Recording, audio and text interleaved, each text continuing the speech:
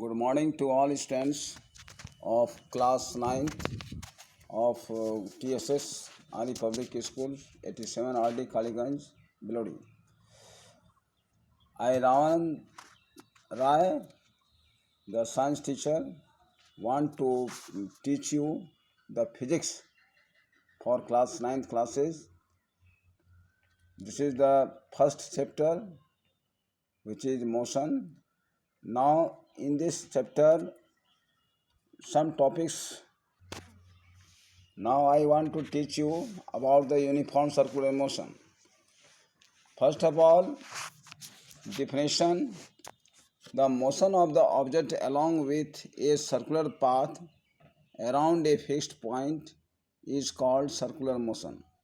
इसका मतलब ये होता है कि अगर किसी भी वस्तु की जो गति है किसी गोलीय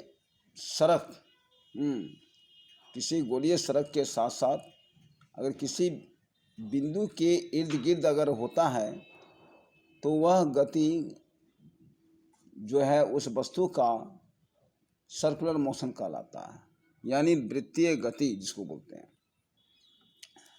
एग्जाम्पल में अब आ जाइए। The motion of the bicycle wheel around the axis is the example of circular motion.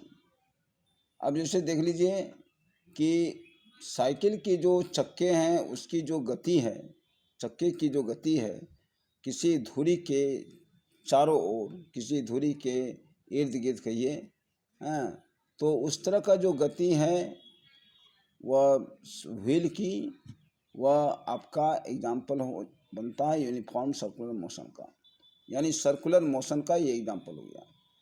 Motion of the earth around the sun. अब जैसे दूसरा एग्जाम्पल हम लेते हैं कि पृथ्वी जो सूर्य के चारों चक्कर लगाती है वह गति भी सर्कुलर मोशन में आता है। और तीसरा एग्जाम्पल हम ये देखते हैं कि motion of the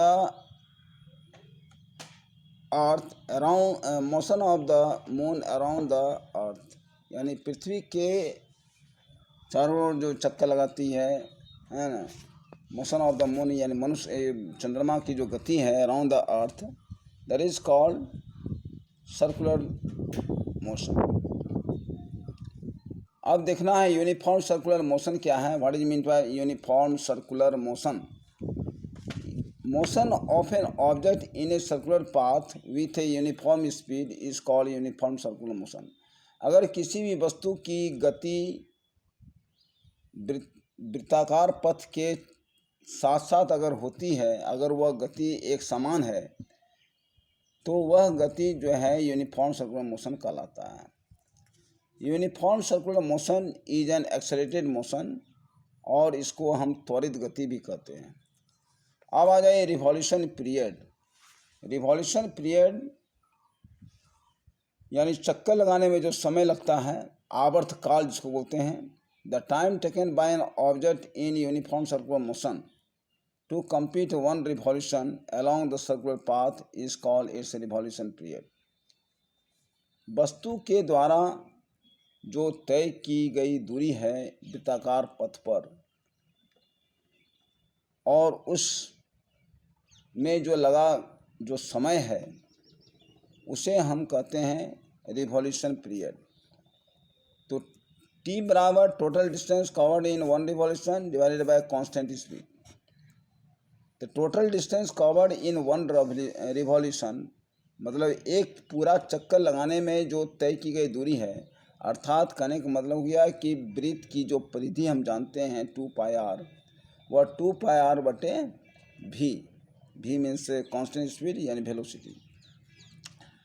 the value of pi equal to 22/7 और 3.14। r equal to radius of the circular path.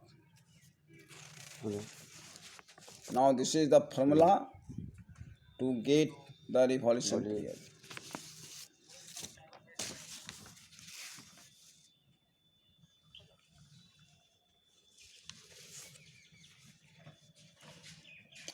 अब पेज नंबर 2 में अब आ जाइए।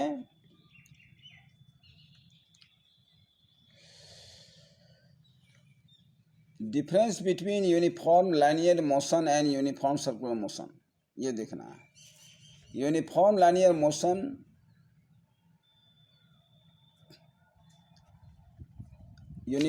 मोशन और यूनिफॉर्म सर्कुलर मोशन दोनों में हमारा अंतर क्या है, सबसे पहले ये देखना है।